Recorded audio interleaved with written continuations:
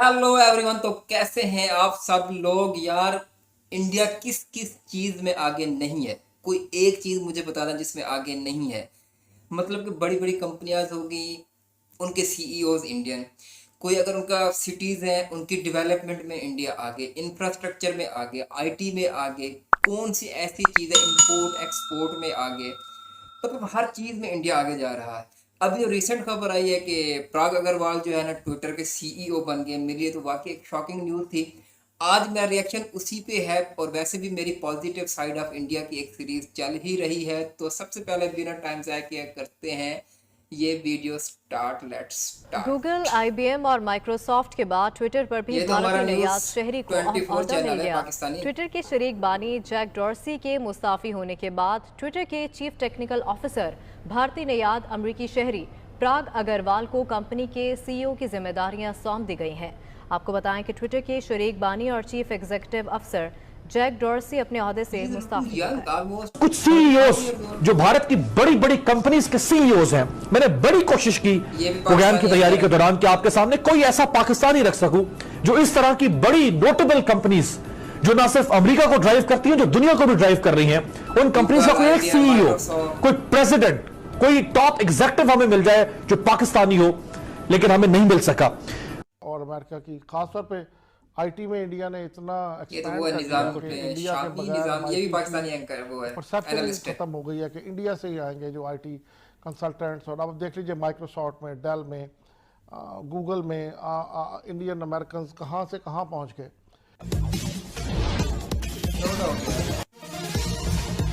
इसमें कोई शक वाली बात नहीं है यार। आईटी में इंडिया हमसे शायद 100 साल आगे है पाकिस्तान से।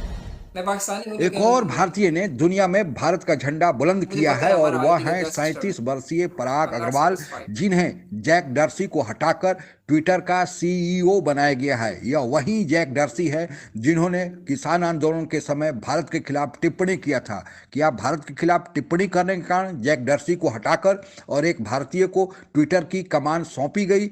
इस यक्ष प्रश्न का उत्तर तलाशने के पहले आइए सुनते हैं पाक मीडिया में परिचर्चा। वो औसतन अमेरिका के अंदर $1 लाख सालाना कमाती है। ये सबसे ज्यादा जो माइनॉरिटीज की जितनी एथनिक कम्युनिटीज हैं उनमें सबसे ज्यादा जिनकी एनुअल अर्निंग है वो भारतीय कम्युनिटी है। अब जो कुछ सीईओज जो भारत की बड़ी बड़ी कंपनीज के सीईओज हैं, मैंने बड़ी कोशिश की प्रोग्राम की तैयारी के दौरान कि आपके सामने कोई ऐसा पाकिस्तानी रख सकूं जो इस तरह की बड़ी नोटेबल कंपनीज जो ना सिर्फ अमेरिका को ड्राइव करती हैं, जो दुनिया को भी ड्राइव कर रही हैं, उन कंपनीज का कोई एक सीईओ, कोई प्रेसिडेंट, कोई टॉप एग्जीक्यूटिव हमें मिल जाए जो पाकिस्तानी हो, लेकिन हमें नहीं मिल सका। गूगल के सीईओ सुंदर पिचाई, एडोब के सीईओ शांतनु नारायण, इसी तरह से सत्या नडेला जो कि माइक्रोसॉफ्ट के सीईओ है, इन्होंने 2014 फरवरी में सीईओ का चार्ज संभाला माइक्रोसॉफ्ट का। अब ये तीन बड़ी कंपनियां दुनिया की, ये सिर्फ अमेरिका नहीं, ये दुनिया को लीड करती हैं।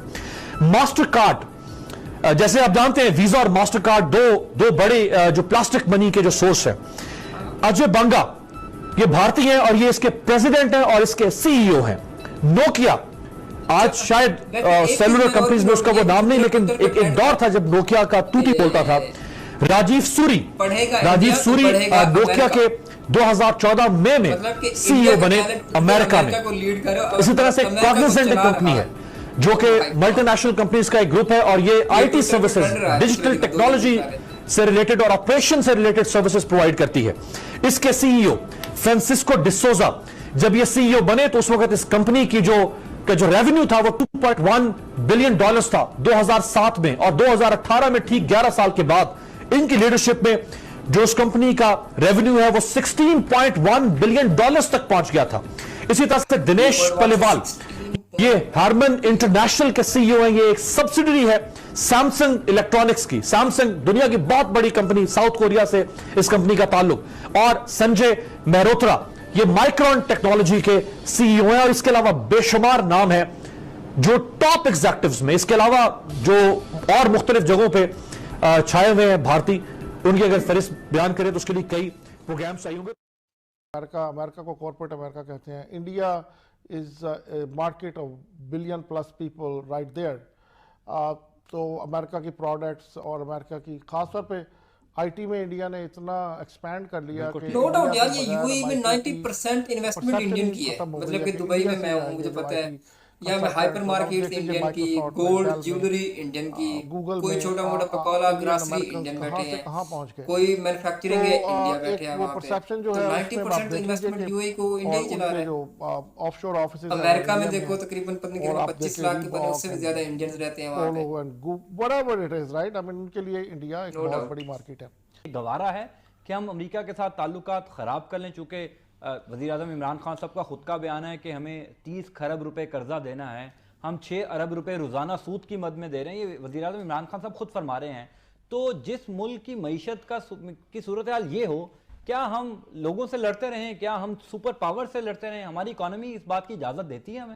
आईआईटी मुंबई से पढ़े 37 वर्षीय प्रयाग अग्रवाल को ट्विटर का मैंने चीफ 35 का आईडी एग्जीक्यूटिव लगाया था, ऑफिसर 35 यानी साल के। सीईओ बनाए जाने पर पूरे भारतवर्ष की तरफ से उन्हें बहुत बहुत बधाई, जिन्होंने अपने मेहनत के बल पर यह साबित कर दिया है कि हम सीमित साधन होने के बावजूद भी भारतीय किसी से कम नहीं। हम भारतीयों को अगर उचित मौका मिले, अवसर मिले, तो हम वह भी कर सकते हैं जो दुनिया के दूसरे देश नहीं कर सकते हैं। हम बड़े से बड़े कारनामे कर सकते हैं। लेकिन यह नियुक्ति किसी और कारणों से भी अभी चर्चा का विषय बना हुआ है। प्रयाग अग्रवाल को जैक डॉर्सी को हटाकर सीईओ ट्विटर का बनाया गया है। आप लोगों को पता ही होगा कि भारत में जब किसान आंदोलन चल रहा था तो बहुत बाहर के देशों के तरफ से भी कुछ लोगों ने अपनी अपनी नाक इसमें घुसाने की कोशिश किया ताकि इस आंदोलन को एक गलत रंग दिया जाए। इसमें पाकिस्तान सबसे आगे था और बहुत सारे सबूत भी पाकिस्तान द्वारा, बाहर के देशों के नागरिकों द्वारा इसमें नाक घुसाने के लिए प्रायोजित करने का सबूत भी मिला है कि पाकिस्तानी मीडिया तो बाकायदा इस किसान आंदोलन को सिख आंदोलन कहना शुरू कर दिया था ताकि सिख को भड़काया जाए और जो मृत पड़ा खालिस्तान आंदोलन है उसको हवा दिया जाए। इन सब में एक नाम और था, रिहाना नामक एक गायिका का, जिन्होंने भी भारत के खिलाफ टिप्पणी की थी। हालांकि बाद में यह पता चला कि उन्होंने दूसरे के कहने पर, दूसरे के उकसावे पर भारत के खिलाफ टिप्पणी किया था। जब रिहाना ने भारत के खिलाफ टिप्पणी किया ट्विटर पर, तो उसको सपोर्ट करने वाले में जैक डॉर्सी भी थे, जिन्हों के ट्वीट को बहुत बड़ा कामयाबी मिला, यानी बहुत चर्चा में रहा, क्योंकि यह सीईओ ही ट्विटर के थे।